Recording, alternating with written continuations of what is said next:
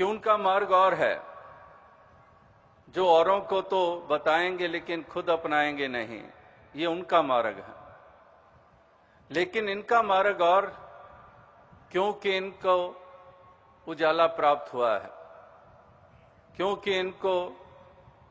एक ब्रह्म ज्ञानियों का संग मिला है, क्योंकि इनको लगातार वो आदेश और निर्देश भी प्राप्त हो रहे हैं।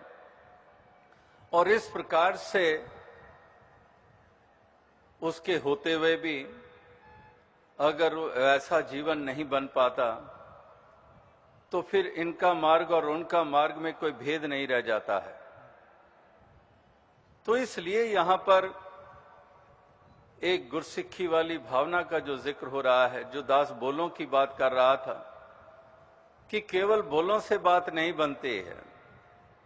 ये तो ऊंचे से ऊंचे वचन पढ़े और सुने और कहे और लिखे जा सकते हैं। वो तो बात फिर ऐसी है कि एक इंसान ने दूसरे इंसान को देखा, 5 मिनट 10 मिनट 15 मिनट देखता रहा कि वो एक पौधे को जल देने के लिए उसने हाथ में वो कंटेनर उठाया हुआ है, तो देख रहा है कि 10 मिनट 15 मिनट हो गए, इसमें से पानी तो कोई नजर नहीं आ रहा मुझे, और ये इंसान भी है कि वैसे का वैसा ही खड़ा हुआ है, वो डोल सा हाथ में उठाया हुआ है। तो उसने ध्यान से देखा तो उस डोल का, उस कंटेनर का पैंदा ही नहीं था, उसका नीचे वाला हिस्सा ही नहीं था। तो उसने कहा कि ये पैंदा ही नहीं है, नीचे वो है ही नहीं,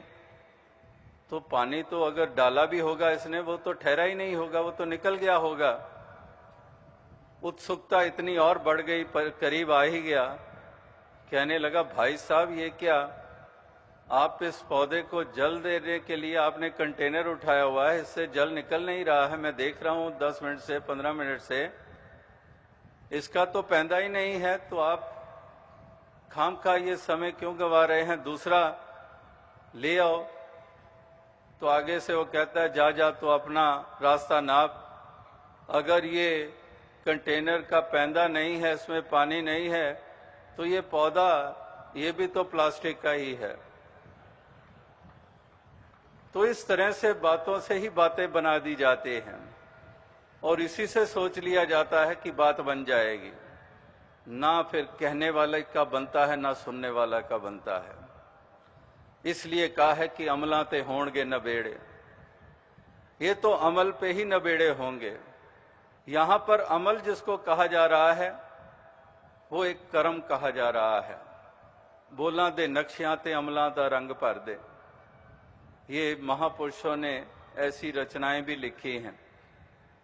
कि किस प्रकार से हमने बोलों के ऊपर एक कर्म को ढालना है, और वो बोल जो लगातार हम सुन रहे हैं, पढ़ रहे हैं, हमें प्रेरित कर रहे हैं किसी और बढ़ने के लिए, और किसी तरफ से हमारे कदम रोक भी रहे हैं कि उस तरफ नहीं बढ़ना है, वैसी सोच नहीं बनानी है, वैसे व्यवहार नहीं करने हैं। दूसरी तरफ ये कहा कि ये बोल ऐसे बोलने हैं कि ऐसी वाणी बोलिए मन का आपा खोए।